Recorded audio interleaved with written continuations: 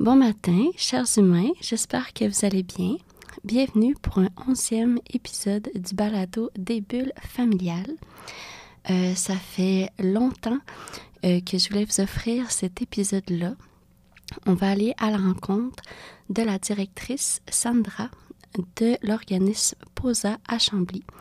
Cet organisme-là offre un vaste éventail de soutien pour les jeunes en bas de 35 ans. Puis, je ne sais pas si vous saviez, dans le fond, moi, je vais créer un organisme à but non lucratif pour offrir des habitations psychosociales aux jeunes qui quittent la protection de la jeunesse, donc aux jeunes adultes. Puis, je cherchais les organismes équivalents au Québec. Puis, Sandra, elle a créé la Maison Fallu. Donc, c'est la première organisme qui offre vraiment de l'hébergement psychosocial pour les jeunes, la protection de la jeunesse. Donc, je trouvais ça vraiment important de la recevoir au balado. Donc, j'espère que vous allez apprécier l'épisode. Ou sinon, un petit peu personnellement, je voulais vous donner des nouvelles. Concernant ma future organisme à but non lucratif, ça va bien. Je suis accompagnée par le pôle d'entrepreneuriat collectif de l'Estrie. Puis j'ai reçu une bourse de la FDQ de 3 600 $ pour m'aider à bâtir mon projet. Donc, mon but, c'est vraiment, une fois que j'aurai fini mon bac en travail social, que cet organisme-là existe à Magog. Donc, je suis très contente. Sandra est vraiment inspirante. Donc, bonne écoute.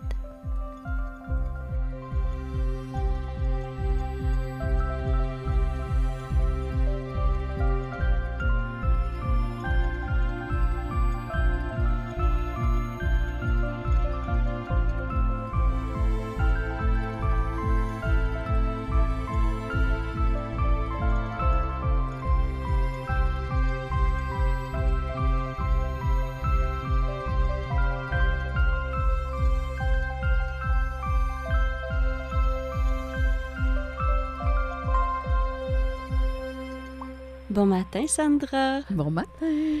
Bienvenue aux bulles. Bien, merci de l'invitation.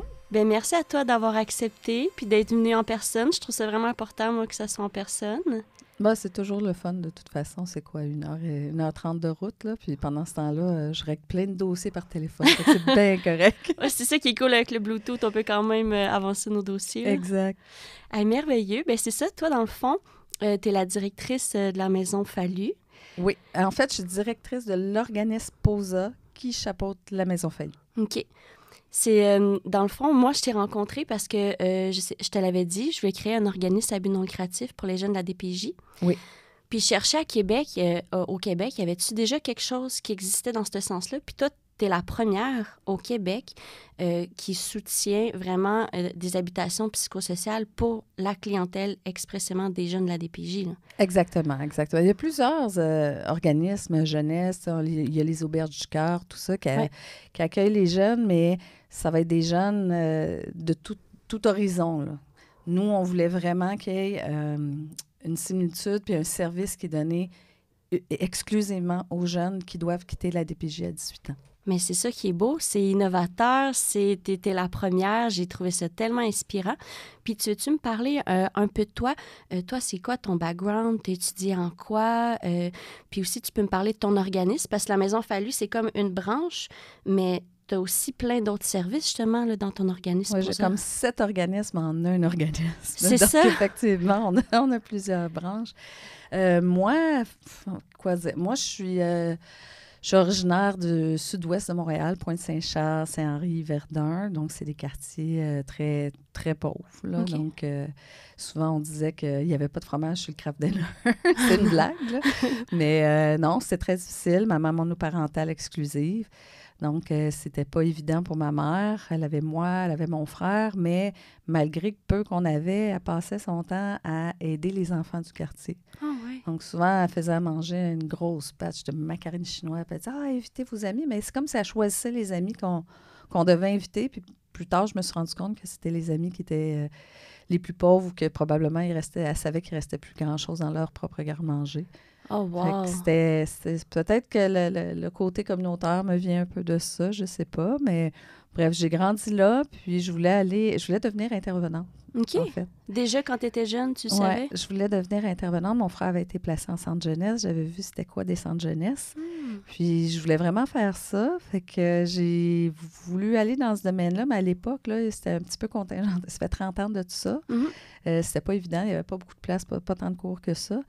Et j'avais pas été acceptée au premier tour, malgré mes bonnes notes. Puis en même temps, ça m'a fait réaliser, je ne sais pas comment je vais faire. Il n'y a personne qui me supporter, je suis tout seule en appartement.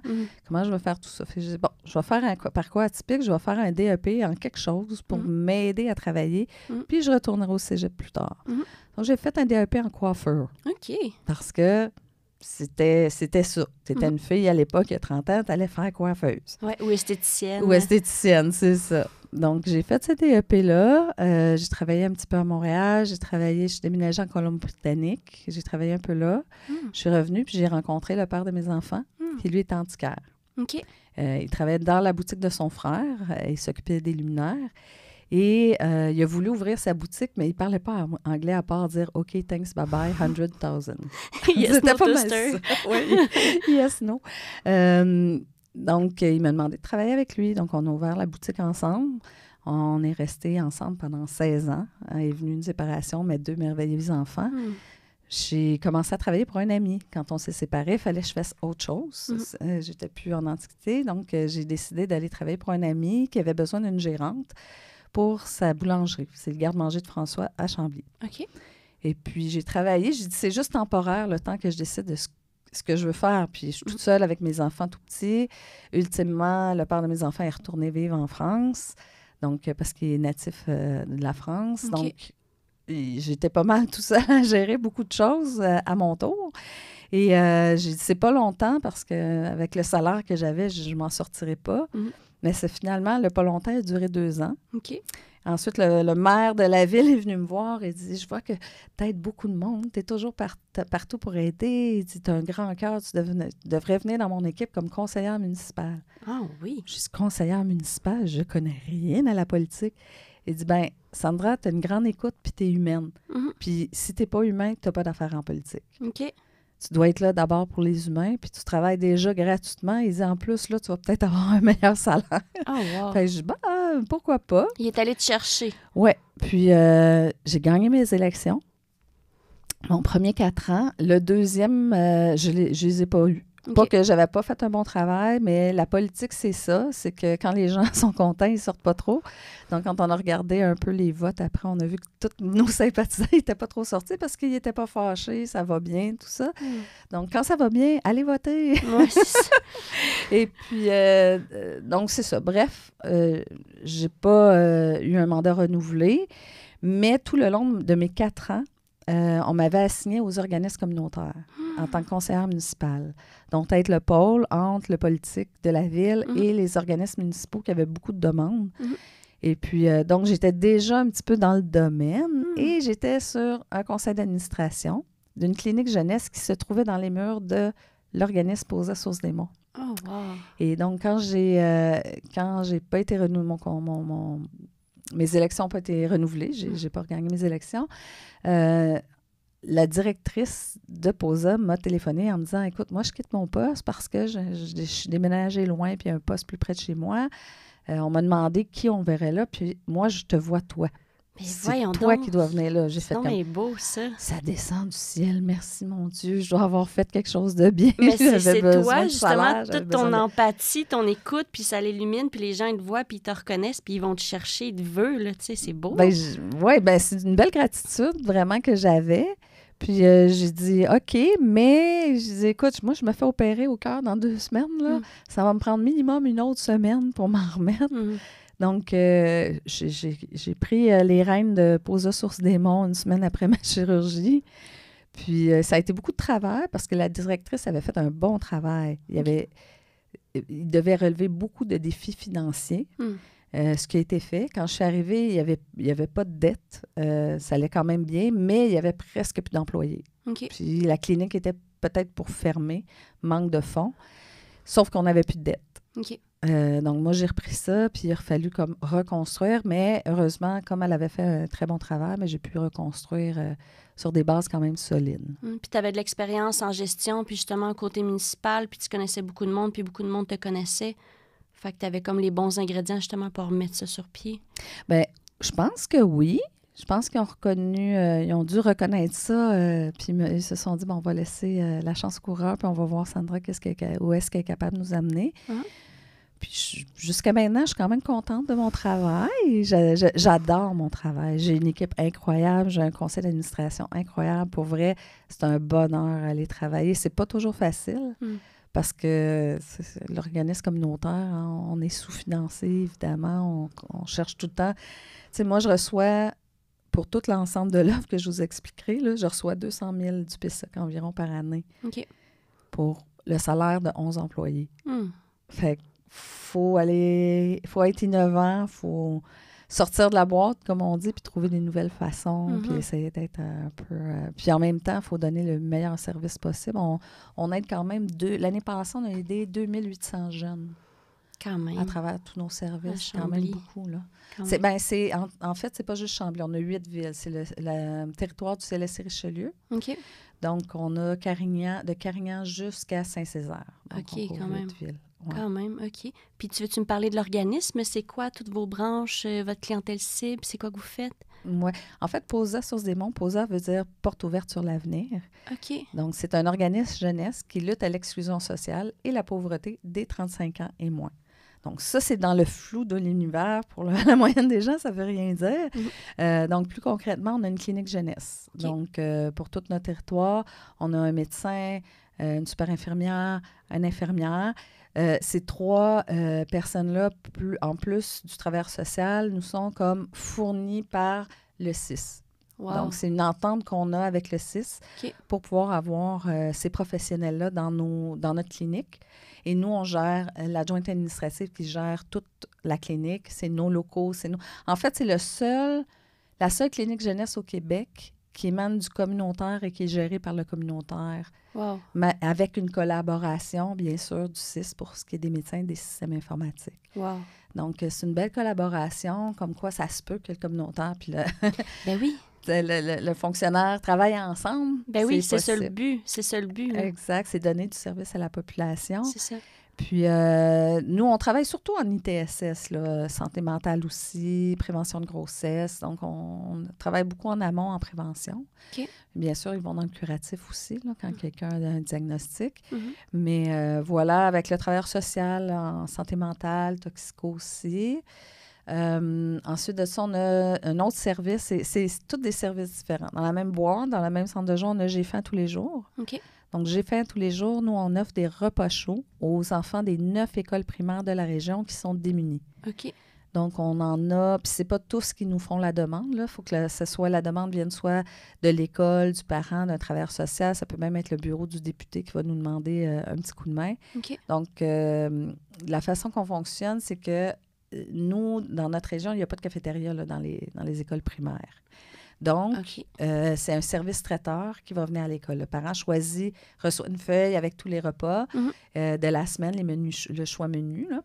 Puis, le parent va cocher ce qu'il désire pour son enfant et va payer la facture. Dans ce cas-là, c'est nous qui payons la facture. Le parent choisit les repas. Donc, il n'y a pas de stigmatisation. Souvent, même l'enfant ne sait pas que c'est nous qui payons le repas. Donc, on s'assure vraiment qu'il y a le moins de stigmatisation possible autour de ces enfants-là et qu'ils mangent un bon repas.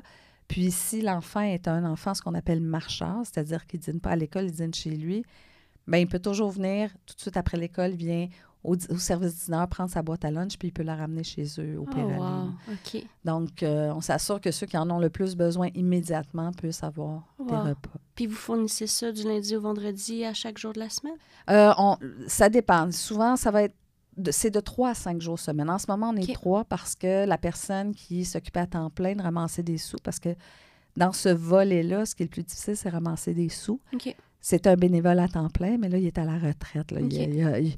Il a donné à la communauté, Serge Allard, je le salue. Là, il a été là pendant des années à aider dans la communauté. Donc, là, il est à la retraite, malade aussi. OK. Donc, on a quelqu'un, on a Philippe Vaillancourt qui a repris la relève, mais il y a beaucoup d'autres choses aussi à faire. On a beaucoup d'autres services. Donc, c'est quand même 3 jours semaine qu'on va s'assurer que les enfants sont nourris. Là. C'est bon. C'est comme la Fondation Christian Vachon aussi, là, c'est 3 jours semaine, les repas. Fait que c'est le fun. Le 3, ça l'aide quand même déjà beaucoup. Là. Exactement. Mais si on a une famille qui est en très, très grande précarité, qui vient nous voir, qui dit, regarde, j'arrive juste pas, mais peut-être que pour cet enfant-là, on va pouvoir augmenter à 5 jours semaine. Wow, OK, c'est bon ça. Il faut y aller avec les besoins.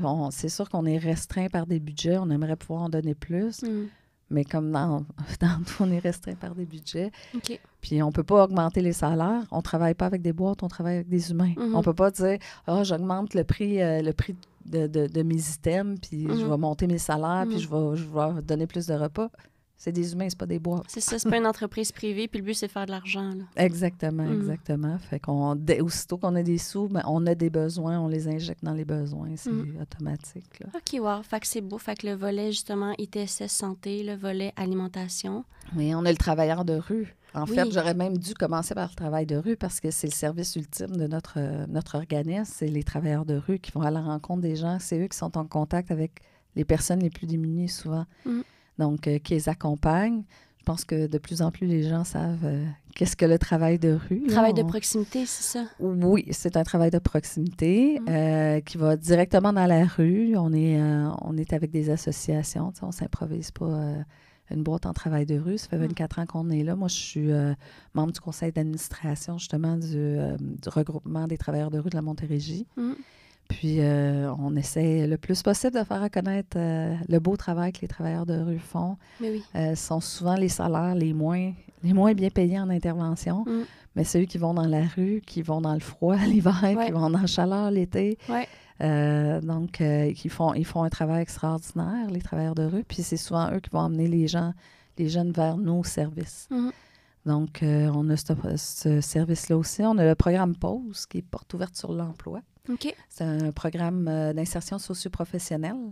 Donc, on va avoir 8 jeunes pendant 5 mois qui vont venir faire des ateliers d'art, qui vont venir faire des expériences d'emploi dans différents milieux d'emploi, directement dans les milieux d'emploi. Ils vont apprendre comment faire une épicerie, comment se faire un budget, comment lire un bail. Donc, toutes les habiletés toute habileté transversale qu'on devrait, en tant qu'adulte, pouvoir avoir quand on est lancé dans l'univers de la vie adulte. C'est ça, pour être autonome pour vrai. Là. C'est ça. Donc, l'univers des personnes responsables de ce monde. En fait, ce qu'on veut, c'est juste développer leurs habiletés. Souvent, ils ne savent pas où est-ce qu'ils vont, qu'est-ce qu'ils veulent faire plus tard. Je leur dis souvent, regarde dans 5 ans, où tu veux être dans 5 ans, pas dans 20 ans si tu veux une maison, des enfants. Regarde juste dans les 5 prochaines années. Je leur dis souvent, regarde-moi, je commençais avec un diplôme d'études professionnelles en coiffure. J'ai été antiquaire, on avait un des plus gros magasins d'import. On avait un gros magasin d'import-export d'antiquités au centre-ville de Montréal et à Calgary. Puis après ça, j'étais gérante d'une boulangerie. Puis après ça, j'étais conseillère municipale. Puis là, je suis directrice d'un organisme. Malgré toutes les difficultés, je suis arrivée là parce que j'ai développé mes aptitudes de gestionnaire. Trouve tes aptitudes, développe-les dans les prochains 5 ans. Donne-toi un objectif de voir qu'est-ce que tu veux développer puis où tu peux travailler pour développer ça. Puis tu vas réussir à trouver ta voie. Essaie pas de trouver ça demain matin. Là. Non, tu es une bonne exemple. Justement, ça se construit avec tes intuitions, avec les choses que tu aimes, justement. Là, faire quelque chose que tu as suivi quand même ton cœur. Tu savais qu'est-ce que tu voulais. Puis tu sais, c'est juste comme quand tu fais du vélo sur une plaine, là, tu fais du vélo, puis tout à coup, il y a une montagne qui est très difficile à monter. Puis il faut que tu montes presque debout sur ton vélo pour pédaler parce que tu n'es pas un athlète du vélo qui fait ça toute la journée. Mais fais juste continuer à pédaler, même si c'est long, parce que si tu arrêtes de monter sur ta pédale, tu vas redescendre, puis tu vas revenir bien loin en arrière. Fait que fais juste des petits efforts de un pas après l'autre. Regarde juste où tu es là maintenant. Là. Regarde pas le haut de la montagne ou ce qui va venir de l'autre bord. Tu n'es même pas capable de voir ce qui est de l'autre bord. Tu peux juste voir le haut de la montagne. Ça, c'était les 5 prochaines années. Ce qu'il y a de l'autre bord, tu le verras après. Wow, c'est une belle métaphore. C'est une belle image, justement, des petits pas au lieu de se décourager. Puis comme tu dis, c'est l'inconnu. On ne sait jamais qu'est-ce qui peut arriver dans la vie. Là. C'est ça qui est beau. Hein. Exact. OK. Donc, c'est un pas à la fois. Donc, ça, c'est le programme Pause. On a le programme Pause-Art aussi, OK. porte ouverte sur l'art. Donc, on est concept dans nos noms de service. Oui. En fait, c'est donner la place aux jeunes pour qu'ils puissent s'exprimer à travers l'art. Puis apprendre à s'exprimer de la bonne façon. Ouais. De la bonne façon, ça ne veut pas dire nécessairement les bonnes choses, mais utiliser les bons mots pour dire ce qu'on a. On peut avoir une rage, puis utiliser tous les blasphèmes du monde pour le dire, ou on peut avoir une très grande rage, puis utiliser les bons mots pour exprimer comment on se sent. Puis c'est quoi les impacts sur notre vie. Donc, c'est vraiment là-dedans. Donc, on va faire des expositions d'œuvres d'art. Donc, souvent, c'est une jeune qui fait de la photographie ou qui fait du dessin, qui vraiment a un talent, qui essaie de développer, qui n'a jamais fait de vernissage, rien de ça, mais qui est vraiment bonne, puis qui aimerait ça se faire reconnaître. Fait que nous, on va organiser une exposition, on va faire un vernissage, on va inviter TVR9, on va inviter le député, la mairesse, tout ça, pour faire un beau cocktail d'ouverture. Encore là, on travaille sur la confiance en soi. C'est ça, c'est donc bien valorisant, ça, wow! Donc, on va faire ça. On a aussi des ateliers d'écriture, donc avec Christian Dionne, qui est notre intervenant, qui est un artiste dans la vie, c'est le rapper Dion. Donc, on voit souvent sur scène avec Soulja, c'est comme des frères. Puis, mais Christian, il a son propre parcours qui a été chaotique et plein de bosses au début. Puis là, il est vraiment sur son X, c'est dans sa voix en tant qu'intervenant, là. Et puis, il donne des ateliers d'écriture justement pour laisser la place aux jeunes de s'exprimer, que ce soit des textes de slam, que ce soit des musiques. Il va faire des beats avec les jeunes. C'est vraiment, vraiment génial. Il produit un jeune en ce moment. Là. C'est vraiment cool ce qu'il fait. Là. Il est vraiment à sa place. Puis, d'ailleurs, on a le prochain projet qu'on annonce, c'est une petite primeur, c'est qu'on va avoir exclusivité. On va aussi avoir des ateliers d'écriture interculturelle. Donc, ce soit avec des gens qui viennent d'Afrique, latino, peu importe. On en a beaucoup à Chambly qui se sont installés. Puis, les gens sont un peu comme, on ne sait pas trop c'est quoi les habitudes, c'est quoi les cultures. Quand on vient d'un village, comme on dit dans le temps, un village de Blancs, s'il y a un jaune, c'est parce qu'il était adopté. C'était vraiment un village souche. Puis une belle ville québécoise interculturelle en ce moment, avec plein de restaurants portugais, restaurants italiens, une épicerie africaine qui vient d'ouvrir. C'est tellement bon, la nourriture du monde entier. C'est important, justement, à se mélanger. C'est ça qui est beau, la richesse des autres. Là. Exact. Donc, on veut faire un mélange interculturel pour qu'ils apprennent à se connaître.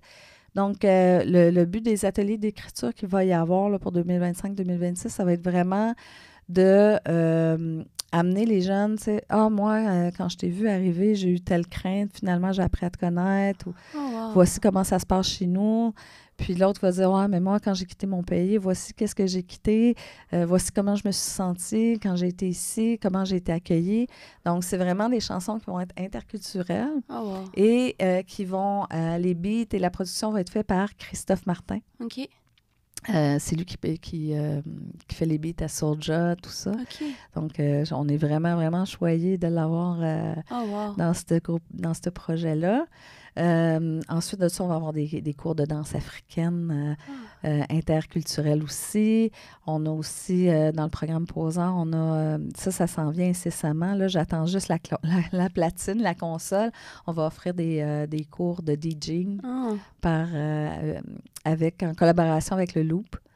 Donc, ça va être génial aussi. Donc, ça, c'est plein de programmes qui ont rapport avec l'art puis avec la possibilité que les jeunes vont avoir de pouvoir s'exprimer. On a même des guitares installées partout sur un mur. Puis si un jeune a envie d'apprendre la guitare, on a Rafa qui est là, qui peut donner des cours privés. Puis si on voit que le jeune, il aime vraiment ça, mais qu'il n'y a pas un moyen d'avoir une guitare, bien, on va y prêter. Puis ultimement, si on voit qu'il l'utilise, bien, on va lui donner la guitare. Donc, on n'est pas riche, mais on peut sûrement trouver un petit peu de sous pour trouver une guitare à remplacer. Rendre ça accessible pour eux, justement, puis avec des mentors, puis des coachs, là, ça l'aide. Justement, tu n'es pas tout seul là-dedans. Exact.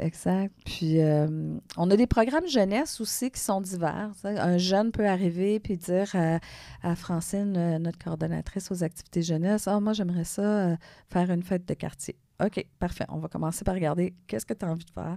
C'est qui on va mettre en équipe pour faire ça, qui va être responsable de quoi. Puis, il faut aller voir la ville pour demander un permis, si tu veux fermer la rue. Puis... Donc, on accompagne le jeune, mais c'est toujours lui qui va faire les démarches. On fait juste accompagner les jeunes à rendre l'activité possible. Développer son leadership, puis justement sa créativité pour, OK, tu as une idée, on va t'aider pour que ça se concrétise pour vrai, ton projet, là. Exactement. Oh, wow. Puis, en tant que centre de jour, on est aussi une halte chaleur, halte froid. OK. Pour les personnes en situation d'itinérance. Tout le temps à Oui. Ah, wow, ça, c'est le fun. Parce que des fois, c'est des petits amagogues, mettons, onglés, puis c'est un petit budget. C'est des petites fenêtres fermées, c'est pas temps plein. Fait que ça, temps plein, c'est merveilleux, ça. Bien, nous, on a eu la grande chance de... La maison nous appartient. L'endroit nous appartient. On sait pas un loyer, c'est pas... Donc, j'ai pas à ramasser des sous pour payer un loyer. De là, je dis souvent, tu sais, les subventions qui viennent gouvernementales en immobilisation, il n'y en a pas beaucoup, c'est-à-dire pour payer un bâtiment, mais quand l'organisme est là depuis longtemps, qui nomme le besoin depuis longtemps, il faudrait repenser la chose puis dire, peut-être qu'en immobilisation, pour que justement les sous qui rentrent après soient dans la communauté et non constamment payer des loyers au lieu de renvoyer cet argent-là dans la communauté. C'est juste une autre façon de penser. Encore là, penser en dehors de la boîte, calculer ta comptabilité à l'envers, puis dire, s'il n'y a plus de loyer à payer, tout l'argent va aller dans la communauté. Ah, c'est bien. Ben oui, parce que comme ça, vous vous appartenez, vous êtes autonome. Exactement. Vous n'êtes pas dépendant. Ah, OK. Fait que justement, toi, dans le début, la directrice, avant toi, c'est elle qui a eu l'idée d'acheter comme la maison? En fait, quand elle est arrivée, la maison était déjà là, mais il y avait eu des difficultés financières. Il y avait dû hypothéquer, prendre des hypothèques, tout ça, pour pouvoir s'en sortir. C'est juste des choix, des fois, qui ne sont pas opportuns au bon moment. Je pense pas que personne ait fait une grosse gaffe énorme, mais il y a des choix qui ont dû être faits dans le sens où... Moi, j'ai 2 travailleurs de rue et demi sur mon territoire pour 8 villes. Fait que demain matin, je vois plein de gens. Moi, j'ai eu des gens, jusqu'à il y a 2 semaines, qui dormaient dans ma cour dans une tente, là, même sous la neige. Et puis on est à Chambly, là. Puis il y en a partout. Moi, je pense qu'on a environ une 50aine de gens en couchsurfing, comme on dit, là, qui dorment chez un, qui dorment chez l'autre ou qui dorment carrément dans la rue. Sur notre territoire, c'est peu comparé à Montréal, mais si tu calcules la population puis le territoire, c'est énorme.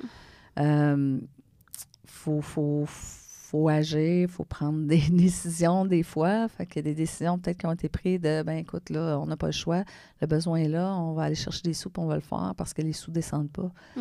Mais c'est ça. Donc, mais sauf qu'à un moment donné, ça te rattrape.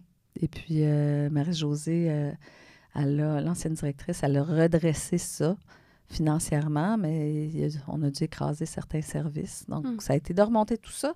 En fait, moi, quand je suis arrivée, la clinique était fermée de façon imminente. Là.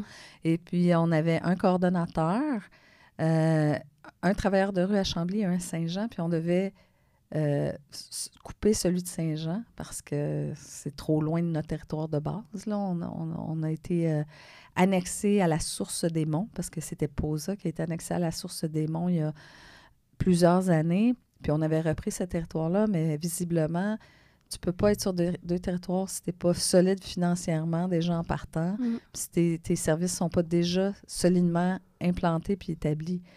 Donc, il fallait qu'on retire ça. Fait que je me retrouvais avec une clinique. Finalement, j'étais pour me retrouver avec un coordonnateur puis un travailleur de rue. Rendu là, pas besoin de coordonnateur s'il y a juste un travailleur de rue. Donc, tranquillement, on a remonté. Puis aujourd'hui, 6 ans plus tard, on a tous ces services-là qui ont été remis en place là, de façon permanente. Là, OK, vous avez dû délaisser certains services, puis justement, après, avec le temps... En fait, on les a tous réouverts. Depuis que je suis là, depuis 6 ans, il n'y avait plus rien. On a tout réouvert, tout réinstallé, tout solidifié nos bases, un service à la fois. Là. OK.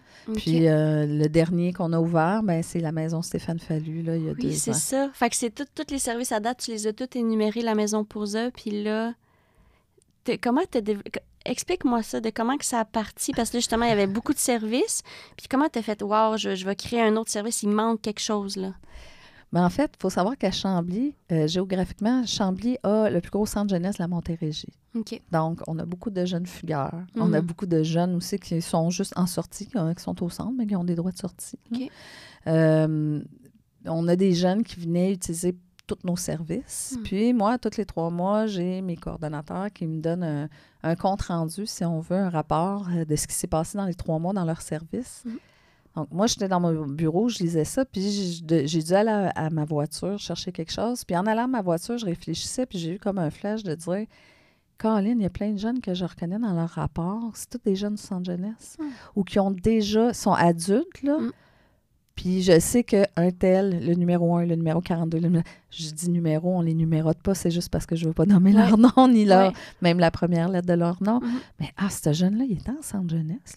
Lui aussi a passé son enfance en centre jeunesse. Fait que je me suis dit, il y a comme un manque, il y a quelque chose, un continuum qui n'existe pas dans cette désinstitutionnalisation-là à 18 ans. Quand tu as été là quasiment toute ton enfance, on te dit quand te brosser les dents, finalement, tu passes ton enfance en intervention. Tous les jours, tu ouvres les yeux, tu sais que tu es en centre jeunesse puis que tu vas être en intervention aujourd'hui. Tous les jours de ta vie, de ton enfance. C'est ça, ton enfance, être dans l'intervention. Comment tu te sens aujourd'hui? Est-ce que tu as fait, as-tu un beau tableau?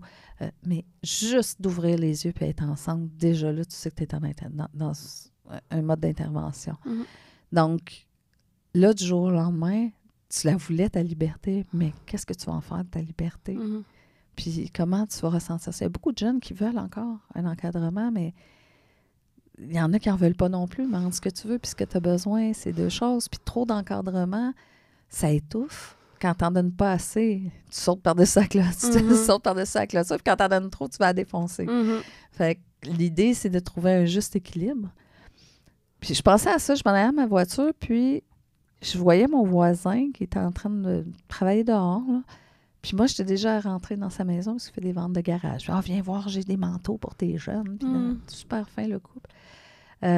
Puis là, t'avais-tu pensé mettre ta maison à vendre? T'sais? On était en fin de COVID, là, tout le monde, l'immobilier, c'était fou. T'as-tu pensé mettre ta maison à vendre? Je dis, non, pourquoi? Ben, j'écoute, moi, j'aurais peut-être un projet. Parce que dans ma tête, ça fait, moi, je veux une chambre en ville. Ah oui, c'est vrai, tu m'en avais parlé. Oui. Je voyais ça, ça ferait une belle maison de chambre. Puis ce serait juste des jeunes des centres de jeunesse pour qui... Tu sais, si tu veux parler à quelqu'un qui vient de Star Trek ou Star Wars, je ne sais pas trop quoi, ben tu parles Klingon. Il va te comprendre. Ben, il faut parler le même langage. Tu veux te faire comprendre dans un village reculé en Chine puis que tu ne parles pas le mandarin, tu es dans le chenoute. Vous ne comprendrez pas. Vous allez vous comprendre par signe, mais ce ne sera jamais aussi efficace que d'utiliser des mots. Fait que, bref, on va parler le même langage. Ils vont parler le même langage, ils vont pouvoir s'entraider. Puis il y a plein de choses qui font dans ma tête. Fait que, bref, j'ai demandé. Il dit non, mais laisse-moi en parler à ma femme. Quelques temps plus tard, il est venu me voir, disons, on pourrait. Bon, avec le conseil d'administration, on s'est assis. 10 mois plus tard, naissait la maison Stéphane Fallu. Oh, wow, vraiment. Oh, wow. Tu as vu qu'il y avait un besoin de cette clientèle-là, était beaucoup dans ton organisme. Puis justement, le fait que ça soit juste des jeunes, ils se reconnaissent entre eux. C'est moins stigmatisant que tu sais que tu viens tous de la même place, tu sais. Bien, c'est ça. Puis ils ont souvent des intervenants PQJ, le programme Qualification Jeunesse. Ils ont tous des intervenants PQJ quand ils arrivent. C'est tous des jeunes qui ont été là longtemps pour la plupart. Là. J'en ai qui n'ont pas été là très longtemps. C'est plus à l'adolescence. Mais pour la plupart, ils ont grandi en centre jeunesse. Donc, ils ont leur intervenant. Fait quand il y en a un qui dit « Ah, mon PQJ s'en vient me voir », l'autre est là « Ah, c'est cool, je vais peut-être appeler le mien. » là, tu sais. Donc, ils se comprennent entre eux, ils ont des frustrations, ils apprennent à se parler. Même quand il y en a un qui se laisse trop traîner, il se le fait dire par les autres. Là, tu sais. Puis les autres comprennent certaines frustrations que certains intervenants peuvent avoir de devoir répéter à tous les jours, ramasser les choses. Donc, c'est beau de les voir évoluer, mais c'était un travail colossal là, de dire il faut qu'on ouvre, puis il faut qu'on ouvre vite. Donc, j'ai approché le centre jeunesse qui disait on a un projet similaire, qu'on travaille dessus depuis 5 ans. Je dis, moi, je ne vais pas attendre 5 ans. Là. On va être ailleurs. Là. C'est ça, ils sont dans la rue là, ils ont besoin là. Bien, c'est ça. Fait que mon conseil d'administration, ils ont dit t'en as déjà beaucoup trop. Je dis, ben non, on va y arriver. Si on veut vraiment arriver à quelque chose, il faut juste travailler plus fort. Ouais. Donc, j'ai été chercher un intervenant qui s'appelle Philippe Vaillancourt. J'ai dit, écoute, peux-tu m'aider? J'ai besoin d'un coup de main. Fait qu'on va monter ça, ce bébé-là, ensemble, là, puis on va y arriver. Fait que lui, il a fait des levées de fonds, il a été chercher des commanditaires, tout ça. Moi, j'ai fait tout ce qui est la gestion pour ouvrir la maison, etc. Trouver les comptables, les notaires, ils ont tous fait ça gratuitement. Ils ont tous offert leur service gratuitement pour qu'on puisse ouvrir la maison. Et puis, est née la maison. Puis, j'ai approché Stéphane Fallu. C'est un humoriste, animateur, conférencier qui habitait Chambly, qui habite Chambly. Puis moi, je savais qu'il y avait eu un parcours de la DPJ. Il est enfant, il a fini par être adopté par une bonne famille, mais il en a fait quelques-uns, puis ça s'est pas super bien passé. Fait que c'est quelque chose qui touchait. J'aimerais ça que tu m'aides. Moi, si j'appelle ma maison... J'ai demandé je peux-tu donner ton nom à la maison? Il me dit, pourquoi? Je dis, écoute, on va être honnête. 1, tu mets beaucoup d'efforts. 2, si j'appelle ça la maison Soleil Levant, ça n'aura jamais le même poids que si toi, tu nommes puis tu parles de ça.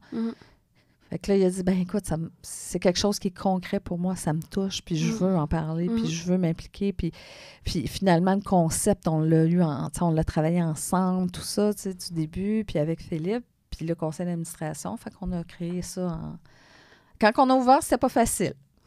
Parce que là, rapidement, là, toutes les PQJ sont garochés. C'était beaucoup des jeunes qui avaient des difficultés à placer à d'autres endroits, à leur trouver d'autres endroits. Donc, on avait des jeunes pour lesquels on n'était pas la bonne maison. Il faut que ça fitte. Il faut que ça fitte. Même pour les jeunes de la DPJ qui ont des traumas complexes, des troubles d'attachement, tout ça, il y en a qui ont des particularités. Nous, on est très autonomes, presque totalement autonomes. Donc, il y a juste un code de vie que tu dois respecter pour la sécurité de la maison puis celle des usagers. Puis tu dois travailler sur un projet de vie. Donc, qu'est-ce que tu viens faire? Tu ne peux pas rester ici à rien faire. Il faut que tu te mobilises. Soit tu travailles, soit tu vas aux études, mais il faut que tu fasses quelque chose.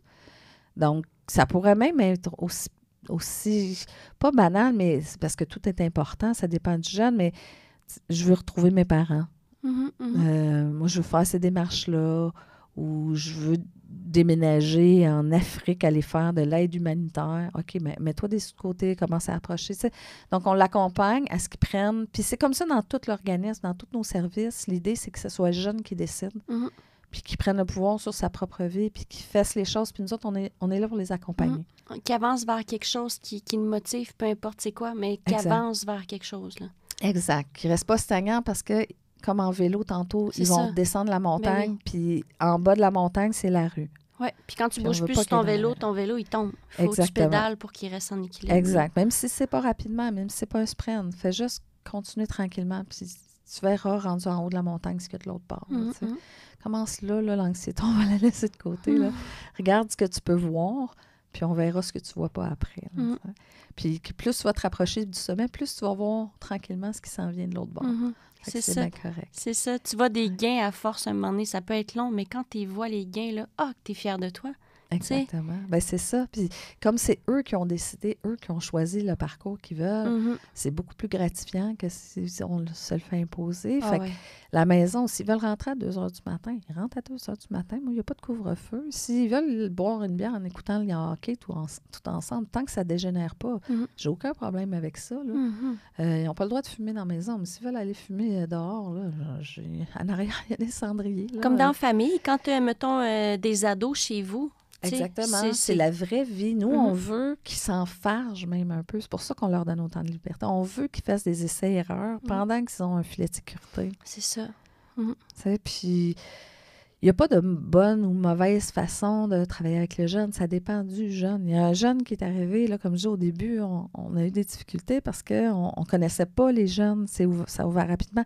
Là, les jeunes, on les rencontre longtemps d'avance. Il y en a qui viennent visiter la maison, qui disent, moi, dans 1 an, OK, mais on va se rencontrer 1 fois par mois, puis on va voir. Puis on veut que ce soit des jeunes qui veulent se mobiliser. La maison n'a pas été créée là juste pour mettre un toit. Mettre un toit, oui, mais mettre un toit puis avoir des services pour des jeunes qui veulent s'en sortir, même s'ils ne savent pas comment ils vont y arriver.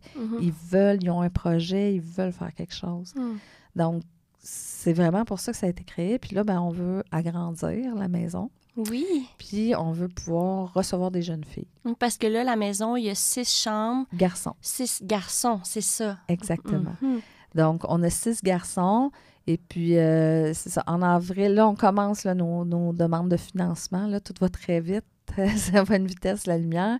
Mais on peut s'imaginer ce qu'une jeune fille peut vivre quand elle se retrouve à la rue. Je n'ai même pas besoin de faire de dessin. Là. Je pense que c'est assez facile à deviner. Donc, on veut leur éviter l'enfer de la rue. Il y en a certaines qui vont rester avec des conjoints complètement violents ou abuseurs parce qu'ils ne veulent pas se ramasser dans la rue pour peut-être pas être violés. Mais je veux dire, qu'est-ce qui est le meilleur entre les deux? C'est une espèce de... C'est une intrusion dans la vie de la personne, dans son être, d'une façon ou d'une autre. Donc, on veut essayer de pouvoir aider le plus de jeunes filles possible.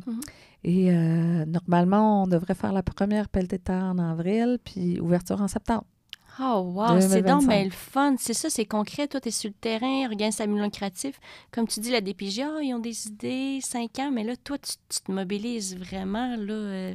Bien, en fait, c'est juste que la DPJ, c'est une grosse machine. C'est ça, c'est un gros paquebot, c'est dur, puis il y a beaucoup de monde. Exactement. Nous, on est 11 employés, puis il y a 7 membres du conseil d'administration. Fait que c'est à 18, c'est beaucoup de monde aussi, mais c'est pas tous les 18 qui travaillent sur le projet. Ils travaillent un peu à leur façon. Mais ils ne sont pas mobilisés pour ça. Là. Moi, je suis mobilisée pour... J'ai un quart de mon travail qui est que pour ça, puis le 3/4 pour gérer tout le reste, parce qu'il y en a quand même pas mal de choses autour de ça. Là. Mais c'est ça. Donc là, on a aussi sur le côté de la maison, toutefois, il y a un appartement.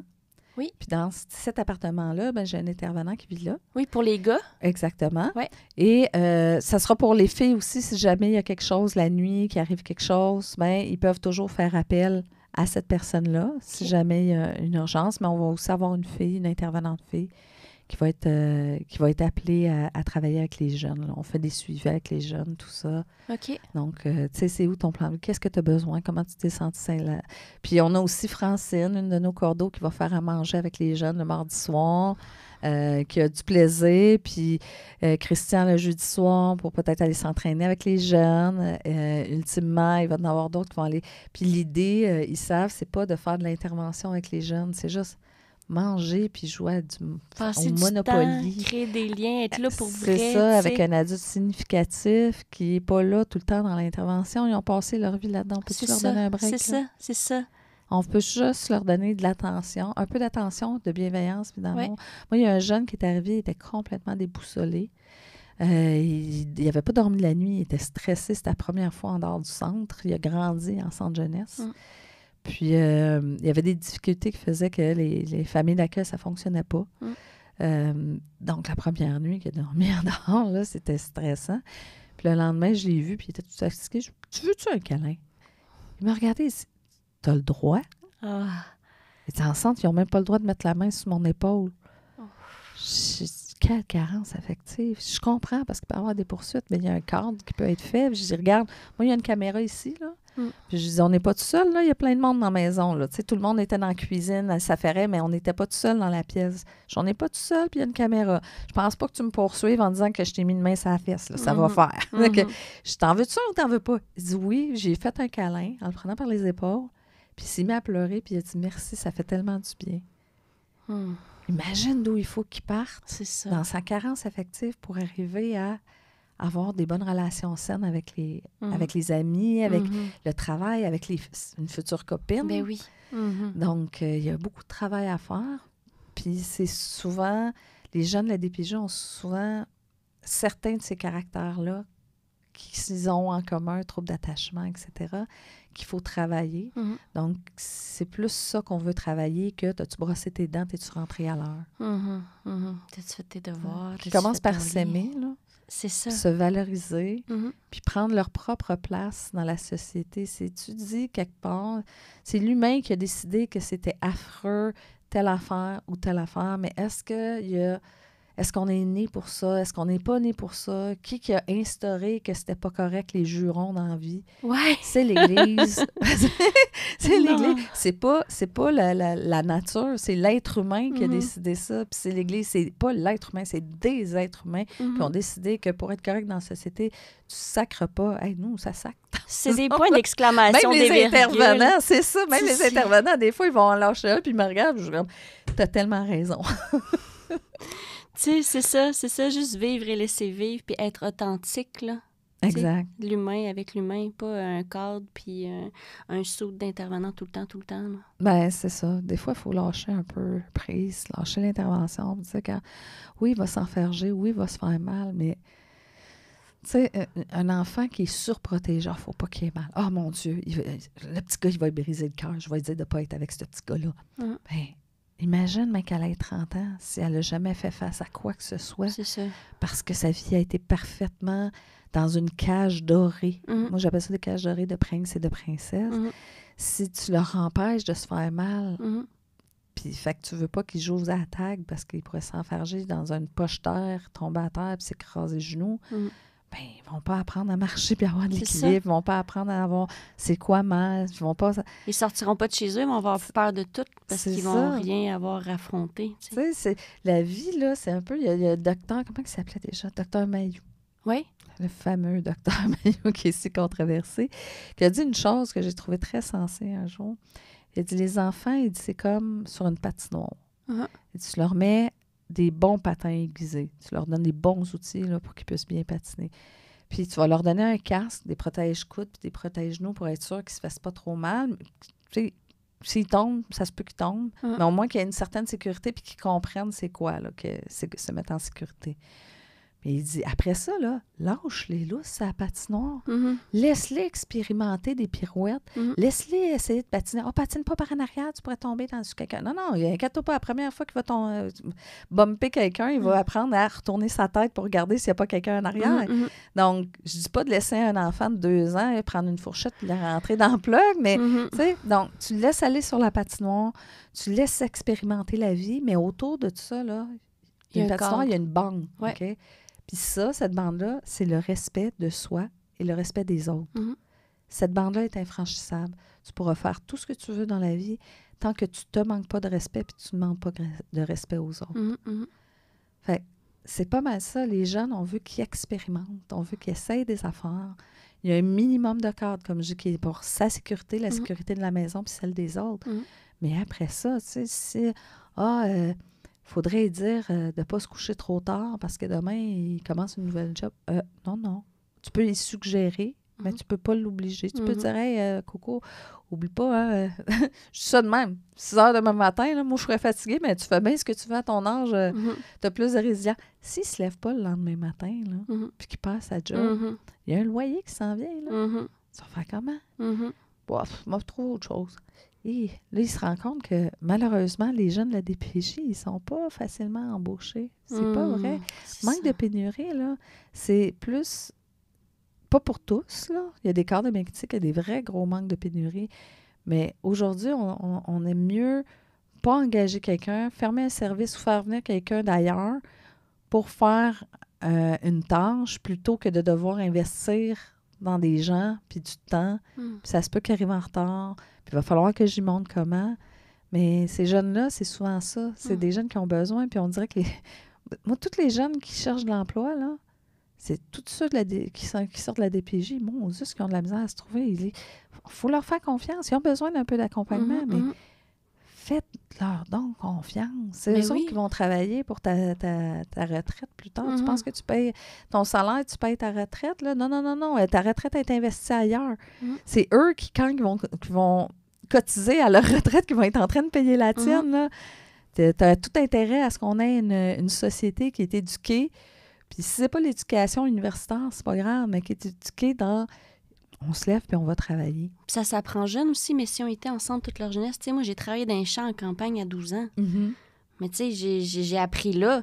Mais si j'aurais été en centre jeunesse, puis là, j'aurais sorti à 18 ans, puis là, j'aurais commencé, mais tu sais, j'aurais fait la même chose qu'à 12 ans. Il faut que tu apprennes. C'est une courbe d'apprentissage normale de ne pas se lever le matin, de faire « je vais trouver un autre job ». Puis tu sais, c'est ça, c'est en te pétant la face que tu vois comment éviter les obstacles, tu sais. Fait que c'est normal. Puis comme tu dis, c'est des adultes de demain. Tu sais, on a tous été ados, puis on a tous fait n'importe quoi un peu quand on était jeunes. C'est normal, là. Oui, puis... Mais c'est ça, faut pas s'attendre. T'sais. Souvent, moi, ils arrivent vers 17 ans et demi, parce qu'on les prend à partir de 17 ans et demi. Souvent, c'est à l'âge où ils sentent qu'ils vont sortir, puis ils savent pas où ils vont aller. Fait que c'est souvent là qu'ils s'auto-sabotent, qu'ils vont fuguer, qu'ils vont rejoindre des gangs, qui vont aller dans des grands centres, qui vont se tirer. C'est là qu'ils vont souvent se tirer des balles dans le pied parce que je vais être encore abandonnée, on me jette dehors. Tu sais, c'est difficile, là, le sentiment d'abandon. Ouais. Tu sais, le trouble d'attachement, il vient de là. Ben oui. Fait que c'est très difficile pour eux autres de vivre encore ça. Puis moi, quand ils arrivent à la maison, vers 17 ans et demi, ils vivent certaines choses. Puis le jour de leurs 18 ans, on amène un gâteau. Des fois, on va les emmener manger au restaurant ou whatever quand c'est possible. Puis à chaque fois, je leur dis à la blague, oublie pas, là, à partir d'aujourd'hui, tu es criminellement responsable de tes actes. Là. Tu l'étais avant, mais tes conséquences étaient peut-être une fin de semaine ou 2 semaines pas de sortie. Là. Je dis, là, ça va être pas mal plus grave. Là, ils sont comme, OK. Je vais y penser. C'est ça, t'es devenu adulte là, légalement. Oui, mais tu as le droit encore de pleurer, tu as le droit de venir me voir si ça va pas. Des fois, tu sais, il y a plein d'intervenants, mais il y a des liens des fois qui se créent. Moi, j'essaie de pas trop être dans la maison parce qu'il y a des intervenants qui sont là pour ce travail-là. Moi, j'essaie le plus possible d'être dans mon bureau. Malheureusement, j'aime ça être sur le plancher, mais il y a tellement de travail à faire, dessous, à aller chercher. Il faut que j'interpelle les fondations, pour qu'ils puissent continuer puis qu'on puisse continuer à en avoir. Puis ça fonctionne bien comme ça, mais des fois, il y en a qui viennent me voir dans mon bureau. Hey, « T'as-tu 5 minutes? Je veux te parler. Ah, ben là, il y a ça. » Puis, je sais pourquoi tu n'en parles pas à un tel, à Christian ou... Ah, mais c'est pas pareil, c'est parce que moi, je suis une femme, tu sais. Puis ça donne un autre genre d'approche. Puis des fois, c'est le contraire. Des fois, c'est moi, je leur parle, puis mais je vais aller parler à Christian, c'est un gars. Puis donc, mais ça fait une belle équipe. Maintenant, j'ai Frédéric Audi qui a 20 ans quasiment d'intervention dans le corps. Là. Elle a fait plusieurs métiers d'intervention. Qui est là pour aider les intervenants, justement, être coordonnatrice à l'intervention quand ça devient plus complexe, que ça demande des approches un peu plus différentes. Mais là, ils ont Frédéric maintenant qui vient et ultimement, il y a Angie qui va être dans la maison, dans l'agrandissement pour les filles. Fait que on leur donne le plus de support possible, puis ils ont accès à tous nos services parce que la maison est juste à côté du centre. C'est ça, elle est juste devant. C'est ça qui est beau, c'est proche. Bien, c'est le but, puis c'est pour ça, dans ma tête, que ça fonctionnait. Si ça avait été loin de l'organisme, il aurait fallu que j'embauche des gens à temps plein. Moi, pour le volet Maison Stéphane Fallu, je n'ai aucun support gouvernemental, que ce soit... J'en ai eu un peu pour l'ouverture, pour l'achat, l'immobilisation, mais j'ai aucun sou qui descend là, annuellement pour mes employés. Là. C'est autofinancé. C'est des levées de fonds qu'on fait. En fait, pour pouvoir avoir du soutien financier, il faudrait que je crée un nouvel organisme puis je sépare la maison Stéphane Fallu des autres services. Parce que pour recevoir des sous, soit tu es en hébergement, soit un service à la population. Je ne peux pas être les deux. Donc, nous, on a pris la décision de ne pas séparer ça parce que ça fait partie du tout. Ben oui. Puis c'est tellement important, des habitations psychosociales. C'est pas juste une habitation. Non, c'est ça. Tu as plein de services. Tu as l'employabilité, tu as ça, tout presque sous un même toit parce que la maison est vraiment, littéralement, une à côté de l'autre. Oui. Fait que pour moi, c'est ça qui fonctionnait. J'avais besoin d'une personne. Comme c'est autonome, j'avais besoin d'une personne pour coordonner tout ça. Puis, après ça, ben, c'est tous les intervenants. J'ai des travailleurs de rue qui sont là. Comme nous, on travaille dans l'empowerment, tu sais, aide-toi, puis on va t'aider. Ben, tu n'as pas besoin d'un gardien de nuit, là. Non, c'est ça. Puis en plus, c'est un TS qui vit là. C'est sécurisant. Ben oui, il n'est pas dans la maison, il est à côté.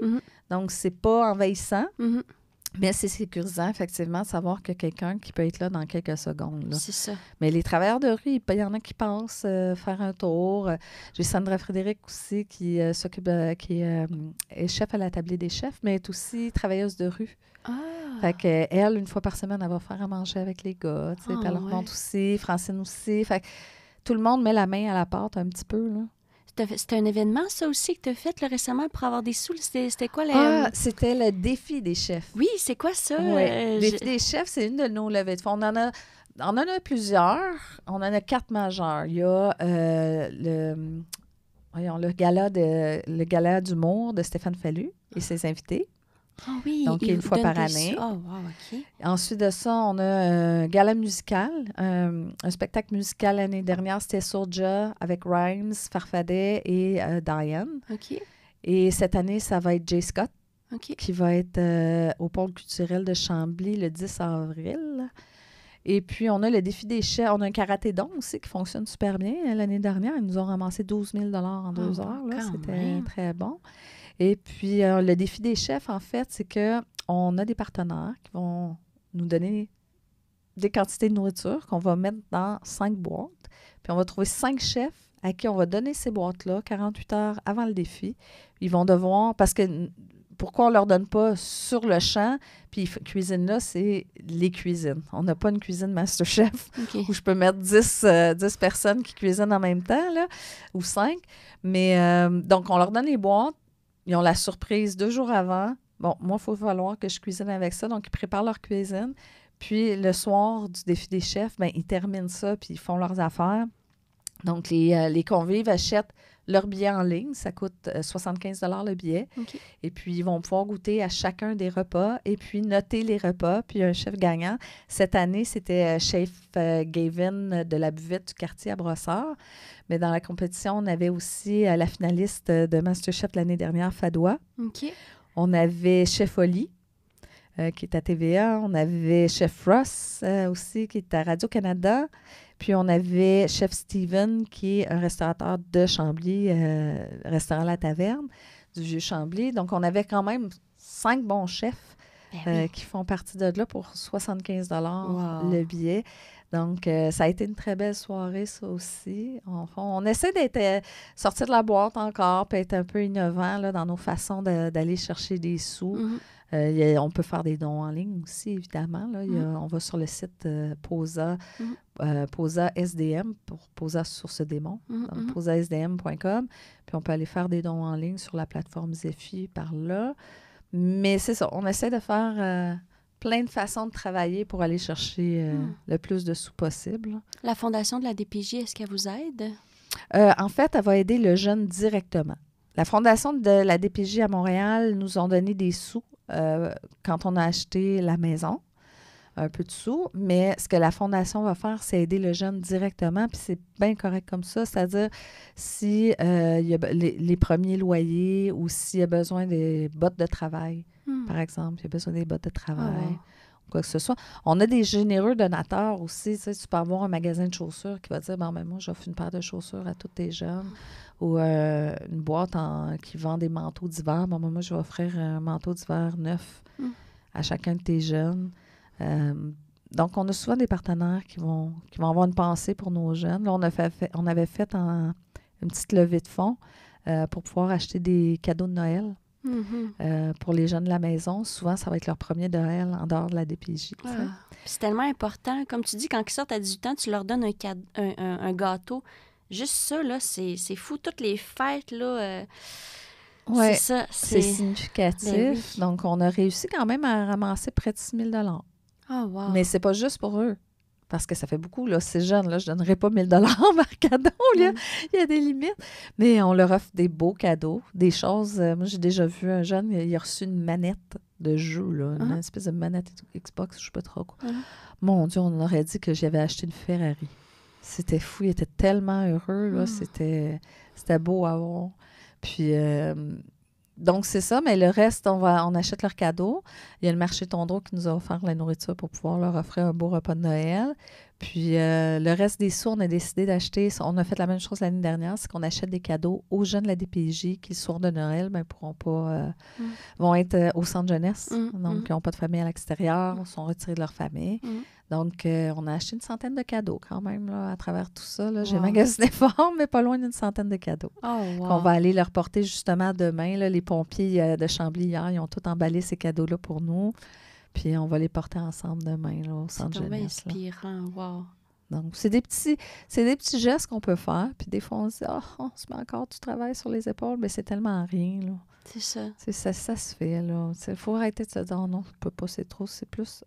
Est-ce que je peux le faire puis comment je peux le faire? Si la réponse est oui, ben je vais.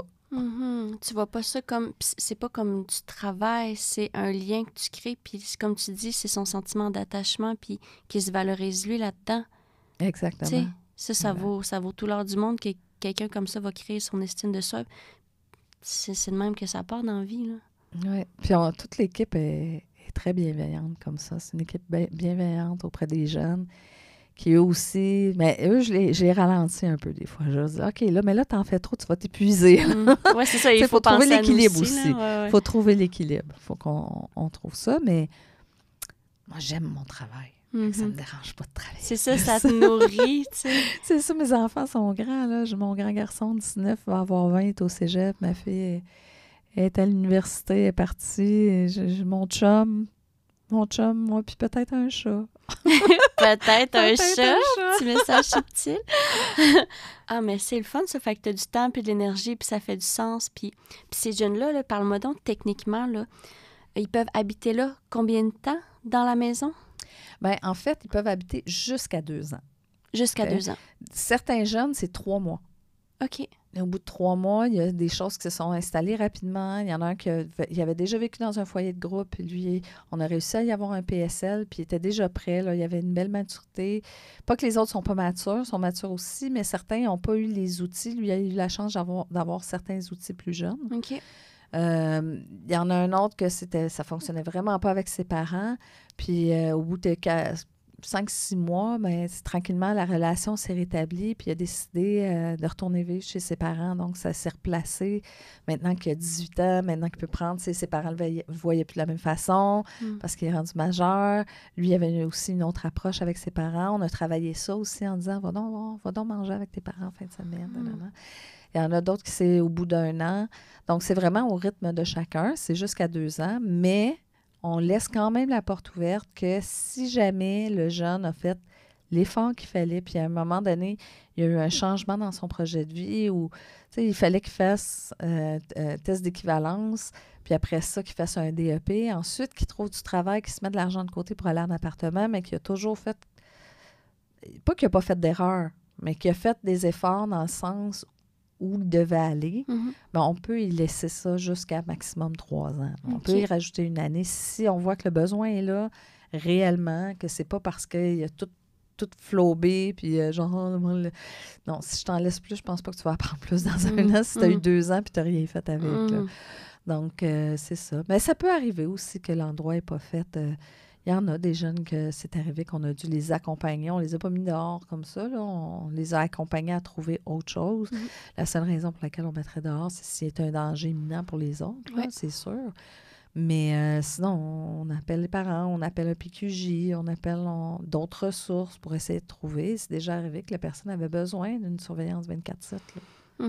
C'est ça, fait que ça, c'est d'autres ressources. Bien, c'est ça, mais il s'en est rendu compte en étant en sécurité chez nous, qui avait besoin d'une surveillance 24/7, fait que c'est correct. Là. Oui, c'est ça, c'est ça. Peu importe comment ça fonctionnait, tous les jeunes ont trouvé quelque chose. C'est ça, ça les aide d'une quelconque façon. Là. Exactement, parce qu'on est juste dans l'accueil, la bienveillance, puis on est là pour les amener à réfléchir puis à prendre des décisions, puis ils vont être responsables. Il y en a des fois des intervenants qui disent « Ouais, mais là, c'est sûr qu'il va se planter. » Bien, il se plantera.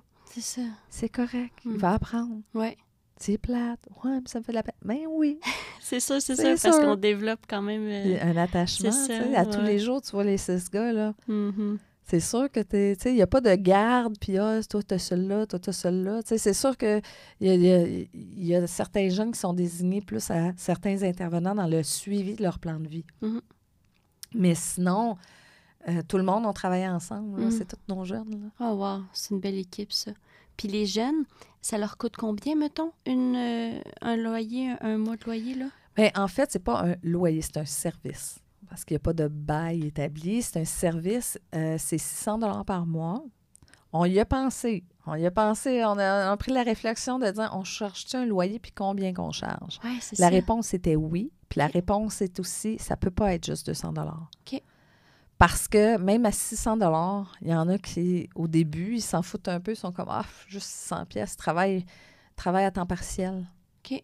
Et puis le reste du temps, il fait rien. Fait que travaille 2-3 jours semaine, puis le reste du temps, on gagne parce que de toute façon, ça paye le loyer. Puis la nourriture, je pense, vous, est fournie Oui, aussi. oui, Fait ça que inclut la nourriture, ça inclut le Wi-Fi illimité, ça inclut tous les services qu'on a. Si vraiment, on ne donne pas de lift, là, on n'est pas un taxi, mais si un jeune a un rendez-vous médical ou il doit aller à Service Québec, bien, si l'autobus ne se rend pas, nous, on va y aller parce qu'on n'est pas à Montréal. là. Il n'y a pas des autobus partout en banlieue. Mais on va les accompagner. Donc, tous ces services-là au complet pour 600 $ c'est ça. par mois. C'est merveilleux, c'est magnifique. C'est là, ça. C'est sûr que s'ils veulent manger du popcorn un soir, là, ils n'appellent pas, là, c'est pas le dépanneur, Christian, là, de dire « je veux du popcorn ». Va t'en acheter du popcorn. Ouais. Mais il y a tout ce qu'il faut à la maison pour que tu puisses te nourrir. Tu peux te faire à manger. C'est ça. S'il manque quelque chose, tu le demandes. Si nous, on juge que c'est en dehors des besoins primaires comme du lait, des œufs, du beurre, du pain, de la viande, des légumes, des fruits, bien, si tu veux une pizza congelée, va au Maxi, va t'acheter une pizza congelée ou au métro, ou au IGA, peu importe. Donc, mais sinon, tout ça, c'est inclus. Oh wow, c'est merveilleux. Donc, le 600 $, on l'a vraiment réfléchi pour que le jeune ait un loyer significatif parce que même qu'il sorte, ça ne sera pas 600 $. Ça va probablement être 1 200 $. C'est ça. Fait que s'il n'est même pas habitué à gérer un budget de 600 $ par mois, comment il va arriver à 1 200 $? Donc, c'est important même si ça a l'air d'une grosse somme, puis la somme est réinvestie dans la maison de toute façon. Là. C'est pas, elle ne sert pas à travailler, à payer le salaire du travailleur de rue. Là. C'est directement injecté dans la maison. Donc, c'est plus de services, des meilleurs. Tu sais, comme là, on va tout rénover les chambres parce qu'avec l'ajout du pavillon, bien, il y a des chambres qu'il va falloir qu'on déplace parce que là, il n'y aura plus de fenêtres à cause du mur de l'autre côté.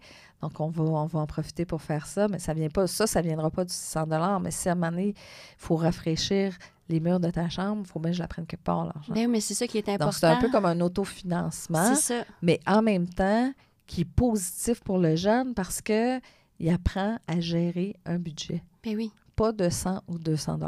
C'est ça. C'est la moitié, mais c'est déjà ça de plus. Ben oui. Parce que dans la vraie vie, comme tu dis, les loyers sont tellement chers. Là. Exact, ça n'a aucun sens. Moi, je prie toujours en disant, j'aimerais ça qu'il y ait des investisseurs qui se disent, ben, on va créer des 2,5. Holossi à Grimby. Ah oui? T'as-tu vu Holossi à Grimby? Ils vont faire... Oui. Ben, en fait, ça, c'en est... Je ne sais pas si c'est lui, mais depuis qu'on a parlé d'ouverture de la maison, au tout début, j'avais régulièrement des gens qui m'appelaient « On veut faire une maison Stéphane Fallu, pouvez-vous nous aider? » Là, il y en a une couple que j'ai rencontrée, puis je dis « C'est parce que vous n'êtes pas un organisme. Vous avez du bon vouloir, mais ce n'est pas un projet que vous allez pouvoir faire du jour au lendemain. Vous n'avez pas d'employés. Il faut déjà créer l'organisme communautaire. Il faut faire des lettres partantes. Il faut que tu leur donnes une mission. Va falloir aller chercher des sous, aller chercher des partenaires. Ça ne se fait pas du jour au lendemain. Nous, on était déjà établis dans notre région. Donc, il y en a beaucoup qui sont venus visiter la maison pour essayer de s'inspirer. À Sherbrooke, si je ne me trompe pas, ici, il y a un appartement qui est supervisé aussi. OK. C'est une boîte, un organisme communautaire de concert avec la DPJ, si je ne me trompe pas, qui gère cette maison-là. C'est un peu comme une maison de chambre, mais c'est un 5,5. Là. OK. Puis... ça s'appelle comment? Tu sais-tu? Je ne me souviens pas, ça fait longtemps qu'ils sont venus me voir. OK. Mais je pourrais regarder dans mon agenda de l'année passée ou celle d'avant.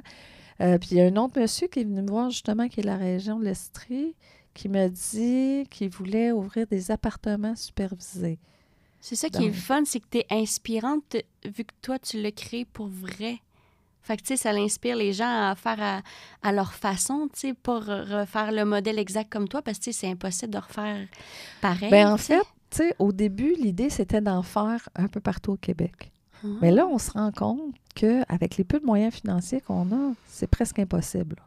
C'est pas, malheureusement, on n'a pas un mécène qui arrive et qui dit « OK, on vous donne 1 million, vous faites une place là. » Mais on a des recettes qui ont fonctionné. C'est ça, oui. Fait que ces recettes-là qui ont fonctionné, on les partage. Moi, si quelqu'un vient et qui veut ouvrir un projet, c'est sûr que je suis toujours un petit peu réticente quand c'est un particulier qui veut ouvrir son propre building avec des chambres à louer, puis charger des jeunes gros aussi. loyers. Puis ça, je suis toujours un peu plus réticente, mais je me dis, garde, si ça peut en aider, tant mieux.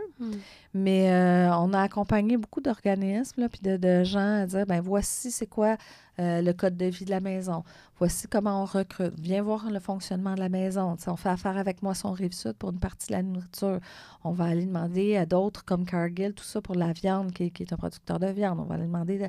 Fait que, on va chercher des partenaires, mais ça se fait pas du jour au lendemain. Fait que si tu ouvres, il faut que tu ouvres à proximité. Tu sais, il y a des recettes. Il faut que tu sois à proximité d'un organisme. Si c'est en travail de rue, c'est tant mieux. Parce que nous, on prône beaucoup le travail de rue. C'est notre façon de fonctionner. Là, dans toutes nos sphères, de tous nos services différents, c'est vraiment avec l'approche travail de rue qu'on le fait. On y croit beaucoup, puis c'est l'essence même de notre organisme. Là. Donc, idéalement, s'il y en a une pas loin, tant mieux. Si tu peux être en centre aussi avec un organisme qui aide, nous, on a aux Sources du Bassin qui est de l'aide alimentaire, mais il y a aussi une friperie. Au coin de la rue, il y a l'autobus. Donc, il faut qu'il puisse transporter. Il y a une dame qui était super gentille qui m'a contactée. Elle dit, moi, j'ai un ranch. J'aimerais ça faire un peu ce que vous faites avec les jeunes. Je dis, OK, un ranch, c'est sur un rang. Elle dit, oui, mais comment ils vont aller aux études? Comment ils vont travailler? L'idée était bonne, mais il faut juste penser à ces petites affaires-là. Il faut qu'il y ait du transport de proximité. Il faut qu'ils puissent étudier. Y a-t-il une école pour adultes dans le coin? Ou un endroit où ils peuvent finir d'étudier? Il y a plein de petites choses auxquelles il faut penser quand on ouvre une ressource, que tu sais que les jeunes sont vulnérables et ils n'auront pas beaucoup de moyens ni beaucoup de mobilité. Donc, il faut leur donner les outils pour que ce soit le plus autonome possible. Si c'est toi qui transportes matin et soir, qui réveille, c'est où l'autonomie? Donc, il faut vraiment qu'il puisse être le plus autonome possible. Donc, géographiquement, il faut bien placer son endroit, tout ça. Donc, nous, on s'est dit, plutôt que de penser qu'on va ouvrir des maisons Stéphane Fallu à travers le Québec, on va solidifier celle qu'on a par l'ajout du pavillon pour les filles. Puis une fois qu'elle sera payée, il faut encore amasser des sous pour finir de la payer. Mais là, je pourrais prendre du temps pour accompagner les organismes qui décident d'ouvrir une maison semblable à la nôtre, avec la même mission. Ça va nous faire plaisir de les aider à ce qu'ils ouvrent la leur. Nous, on ne veut pas posséder l'ensemble des maisons. On veut qu'il y ait un service à cette population-là qui en a besoin. C'est ça. Puis je pense que j'ai vu dans le journal récemment, le Lionel Carman voulait investir, le gouvernement voulait investir pour aider les jeunes, justement, qui sortent de la protection de la jeunesse, à leur payer 75% de leur loyer. Oui, des PSL, des programmes de supplément au loyer. Fait que le gouvernement, tranquillement, pas vite, il veut faire quelque chose. Bien, il a toujours voulu faire quelque chose, là. Mais c'est trouver la bonne recette. Puis des ressources comme la nôtre, ça n'existait pas, mais il faut peut-être penser aussi à investir dans des ressources comme la nôtre. Puis à ceux qui veulent ouvrir, qui sont des organismes communautaires, qui ne sont pas là pour faire des sous sur le dos des plus démunis, mais qui sont là pour vraiment offrir un service à ces jeunes-là. Il faut aussi penser à peut-être... aider ceux qui sont déjà là, qui existent déjà. C'est ça. Un organisme communautaire, quand tu achètes ton hypothèque, c'est comme du commercial. Tu payes plus, à chaque paiement, tu payes plus d'intérêt que de paiement de ton hypothèque. Donc, ça coûte très cher. Fait que pourquoi ne pas aider à ouvrir plus de maisons qui sont comme ça pour le plus de jeunes possible, puis supportés par des organismes communautaires qui ont déjà du personnel qui est très qualifié, là. Pour vrai, les organismes communautaires, là, on a du beau personnel qui est dédié. C'est de l'expertise. Moi, je pourrais juste aller travailler au public, là. Pour vrai, je ferais le double de mon salaire. Je ferais le double. Mais j'ai une belle expertise qui est sur le terrain, pas dans mon bureau. Puis ceux dans les bureaux, ils ont une job à faire, eux autres aussi. Puis c'est correct, mais c'est pas celle du terrain. Chacun des humains de la société, on a une place. Puis on a un travail à faire. Fait qu'il faut juste respecter que celle dans le bureau, grâce à elle, tout l'argent est descendu. Grâce à elle, les choses sont bien faites. En centre jeunesse, grâce à eux autres, pendant qu'ils sont là... parce qu'ils appellent ça centre de réadaptation. J'ai un petit peu de la difficulté encore sur ce mot-là, mais je vais finir par l'intégrer dans ma tête, de dire qu'ils sont en réadaptation. Ça sonne un peu... je sais pas, je trouve que ça sonne un peu maison de transition. Tu sais, quand tu sors de prison puis que tu t'en vas. Centre de réadaptation. Donc, c'est la réadaptation aussi que de faire une cure de désintox. C'est vrai, oui. Ça les stigmatise. Oui, un petit peu. Mais bon, c'est un choix, puis le nom a été mis là, tu sais. Mais peut-être qu'un jour, ça va changer. On avait des commissions scolaires, on est rendu avec des réseaux de services scolaires. Peut-être que le nom va changer à un moment donné, mais au moins, ça existe. Ouais. Il y a beaucoup de choses qui ne sont pas parfaites. Ouais. Même en centre jeunesse, il y a des choses qui ne sont pas parfaites. On a vu dernièrement là, des choses qui sont arrivées. Il y en arrive dans tous les corps de métier, malheureusement. Oui, c'est ça, dans tous les établissements, de tous les milieux. Il y a des choses qui se passent, des fois, qui sont malheureuses, mais il ne faut pas que ça dépeigne l'ensemble de l'œuvre. C'est ça. Justement, as-tu des histoires positives de jeunes, sûrement, qui, une fois qu'ils sont dans la Maison Fallu, puis qui ont un projet de vie, qui s'en vont, qui reviennent te voir, puis qui sont fiers? T'en as-tu régulièrement, pas juste la Maison Stéphane Fallu, mais de tous nos services. Moi, j'en avais un qui est en travaux communautaires à un moment donné, parce qu'on prend beaucoup les jeunes des travaux communautaires. Comme on a des intervenants, bien souvent, ça nous donne une chance d'avoir un petit lien avec ces jeunes-là qui ont justement besoin peut-être de créer des liens, là. Donc, on prend beaucoup de jeunes en travaux communautaires, puis il y en avait on avait un jardin en arrière qu'on avait créé. Puis, il passait son temps à dire « je vais ramasser les tomates, je lâche les tomates puis les concombres, puis fais ton travail. » Puis, à un moment donné, il disait « je peux-tu faire une salade? » Puis, il avait fait une salade, elle était tellement bonne. Je devrais étudier en cuisine. Puis, il a étudié là-dedans. Puis, 2-3 ans plus tard, il arrive, il vient me voir. Je dis « je suis tombée contente. » Il dit « moi aussi, je suis venue voir maman dans le coin. Fait que je suis venue te dire bonjour. Qu'est-ce que tu deviens? » Il dit « je suis rendue chef sur la rue Saint-Denis à Montréal. » ouais, wow. J'ai été prendre mon cours, puis dès que je suis sortie, j'ai été embauchée, puis je dis, ben voyons donc, félicitations. Mais ça arrive souvent, ça. Pour vrai, ça arrive souvent. Tu sais, c'est sûr que moi, j'ai déjà entendu que Sandra, il faut que tu t'attendes à avoir 90 % d'échecs puis 10 % de réussite. C'est faux. C'est 100 % de réussite pour moi parce qu'ils partent juste pas tous avec les mêmes outils dans leur sac à dos. Tu sais, la vie leur a donné un sac à dos, là. C'est à eux autres de décider ce qu'ils vont mettre dedans. Là. Tu sais, on leur a donné le sac, mets ce que tu veux dedans. Puis, il faut qu'ils fassent leur petit bonhomme de chemin, mais ils ont beaucoup de gratitude. Puis ils vont partir avec ce qu'ils auront besoin.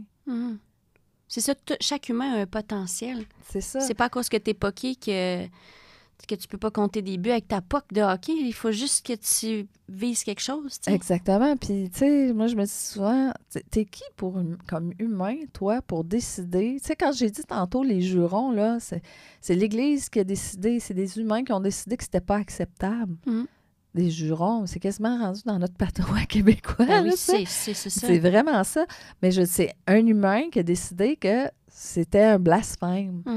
Ben, à ce moment-là, comment tu peux dire qu'un jeune doit absolument être comme ça ou avoir tel parcours pour être un bon humain? T'es qui, toi? T'es encore un humain qui décide pour d'autres humains. Il n'y a pas de... Tu sais, c'est les humains qui ont fait les lois, qui ont fait les règlements, puis qui ont fait qu'est-ce qui est acceptable et qu'est-ce qui n'est pas acceptable. Mais c'est pas la nature. Fait que des fois, il faut accepter que le jeune trouve sa propre place dans la société, contribue à la société à sa façon.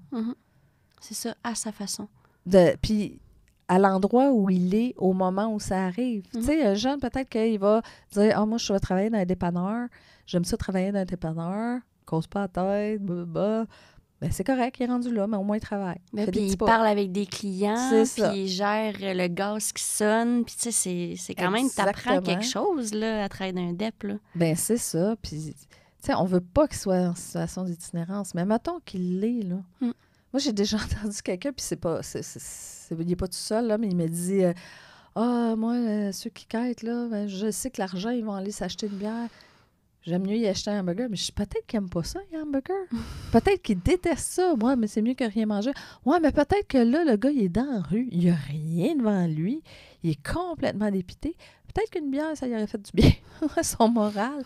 Mais pas à son estomac, mais à son moral. Ça aurait peut-être aidé. T'es qui, toi, pour juger que c'est pas correct de boire une bière dans la journée? C'est ça. C'est pas comme si tu vidais... Tu sais, c'est 24. Il y a tellement de stigmatisation sur comment devrait être. Tu sais, qu'est-ce qu'il faut que tu ailles en tant qu'humain dans la vie pour dire que tu as réussi? C'est ça, le dégoût vient vite parce que tu vois pas le beau. Non, exactement. Tu sais, c'est la réussite. On a En ce moment, on parle beaucoup d'anxiété. Hein? Depuis la COVID, là, on parle beaucoup d'anxiété. Mais de plus en plus, je trouve que l'humain se donne un chemin tout tracé sur la réussite. La réussite, c'est que tu as une belle maison, tu as des beaux vêtements. Moi, je l'ai eu à mes 50 ans, ma fameuse iWatch. Là. J'ai une maudite affaire qui n'arrête pas de vibrer à chaque fois que je reçois un message pour me rappeler que je suis connectée quelque part. Mais j'ai une montre intelligente, mais je ne me serais jamais acheté ça moi-même. Je l'ai eu en cadeau, tu sais. Mais la réussite, c'est quoi? C'est d'avoir une belle montre intelligente, d'avoir une super belle voiture de l'année que tu changes à tous les 6 ans, une fois qu'elle est payée, d'avoir le beau condo au centre-ville, de voyager, de posséder ci, de posséder ça. Fait que là, tu te dis, pour réussir, pour être quelqu'un dans la vie, il faut que tu fasses ça. Hey, c'est beaucoup d'anxiété pour quelqu'un qui n'est pas capable de... Fait qu'on s'est tellement mis des standards élevés. Après, puis on a mis nos jeunes dans des cages dorées. Après ça, comment tu veux qu'ils... Fait que t'as des jeunes dans des cages dorées, puis t'as des jeunes qui sont dans des cages noires. Ouais. Puis là, il faut trouver l'équilibre entre les deux. Là. Je pense que la société rendue là, c'est à peut-être essayer de trouver un équilibre entre c'est quoi ta réussite? Mais c'est quoi ta réussite à toi? Pas selon mon regard, selon ton regard. C'est pour ça que j'aime, moi, la culture amérindienne. Ils valorisent vraiment être ensemble avec la nature puis prendre l'humain comme qui est. Tu sais, eux autres, la communauté LGBTQ+, eux autres, c'était déjà inculqué dans leur culture que c'est normal puis t'es beau là-dedans puis wow, tu sais, c'est... Tu sais, puis la communauté LGBTQ+, ça change quoi dans ta vie à toi? C'est ça. Regarde d'ailleurs, ça va rien dire. Mon enfant... Ton enfant, là, il est probablement que s'il dit des méchancetés, c'est parce que ça sort de ta bouche. Parce qu'un enfant n'est pas méchant. Non, c'est ça. Un enfant répète ce qu'il entend. Ouais. Fait que c'est pas l'enfant qui est affecté, c'est toi. Regarde ailleurs. C'est ça, c'est ça. Regarde ailleurs.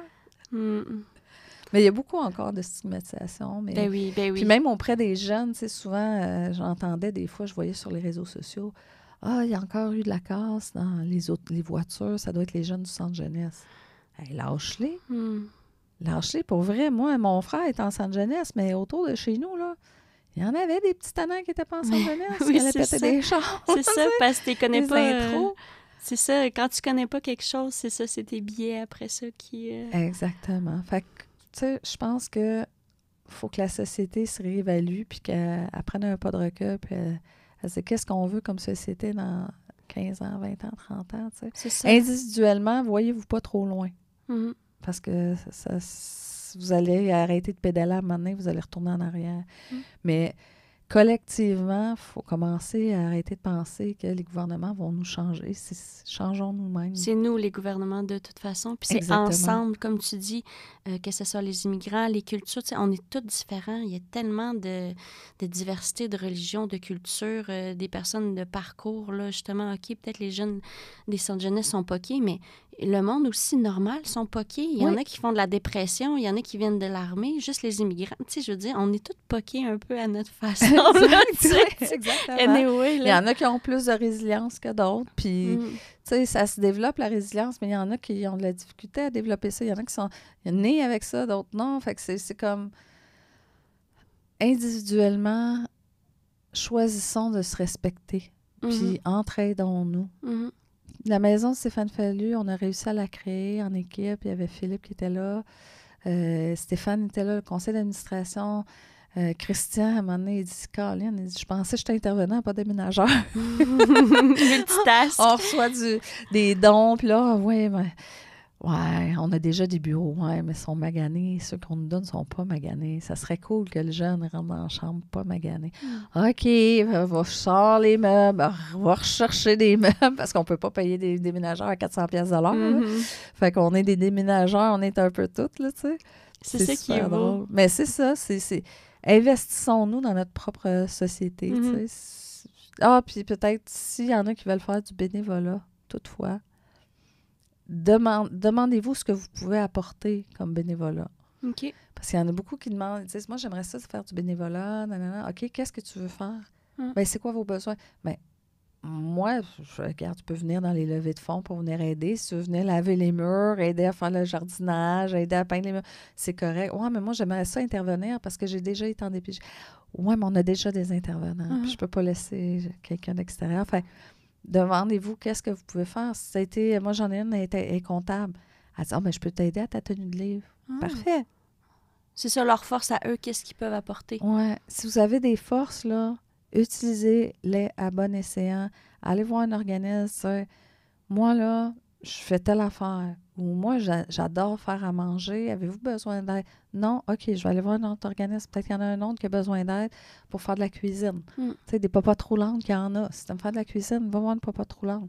Si tu aimes, je sais pas, t'es bon bricoleur, là. Il y en a plein des gens qui sont à la retraite qui étaient super bons bricoleurs, puis ils cherchent des choses à faire. Mais il y a plein d'organismes qui peuvent pas réparer des affaires.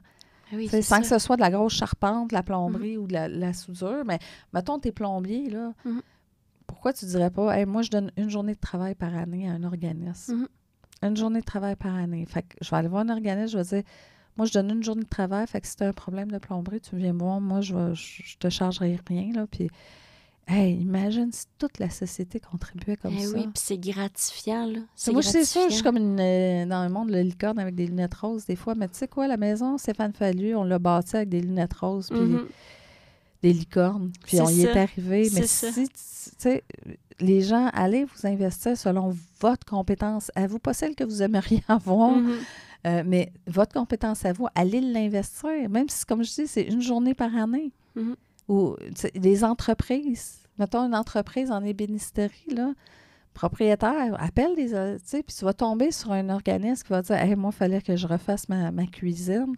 J'ai les modules qui m'ont été donnés, mais là, il faut que je trouve quelqu'un. Parfait, on va prendre une journée, on va aller poser ça. » Investissez une journée par année de votre compétence. Si vous n'êtes pas capable, vous dites, moi, je n'ai pas le temps de m'organiser. Je vais faire un don. Faites des dons si on en a besoin. C'est comme une dîme, là. Oui, c'est ça. On a besoin, faites votre dîme. Mais allez vous investir selon votre compétence, puis trouvez l'organisme qui va avoir besoin de votre compétence. Si tout le monde fait ça, là, et là, que la société va bien aller. Carrément, tu as raison. Puis c'est pour ça aussi, je pense, je sais pas si tu connais c'est-tu la corderie? C'est des citoyens qui s'échangent, qui font du troc de services. Mais ensemble, mettons, moi, je suis capable de donner des cours d'espagnol. Toi, tu es capable de jardiner, mais on se donne des heures, c'est du troc. Ah, c'est génial, j'avais pas entendu. Mais eux, c'est privé. Mais j'avoue que ça pourrait fonctionner avec les organismes de redonner pour que ta société, justement, les filets sociales soient encore bien plus forts. Moi, j'ai un monsieur, Marc, il a enseigné au cégep toute sa carrière, puis il a enseigné deux choses. Il a enseigné la fiscalité, puis il a enseigné la cuisine. OK. Fait un vendredi sur deux, je viens cuisiner 2-3 repas pour les jeunes, parce qu'il faut qu'ils se fassent à manger, mais on veut être sûr aussi qu'ils ne se fassent pas juste du craft dinner. Mais malgré que Francine est là, Sandra est là, tout ça, mais il vient. Puis, il fait les impôts des jeunes. Oh, wow! Ben voyons. Puis, il leur montre à faire les impôts, que c'est important de faire tes impôts. Même si tu as juste 18 ans, tu as travaillé, ben, on va faire tes impôts. Ouais. Tu contribues à la société. Oui. Tu sais, puis...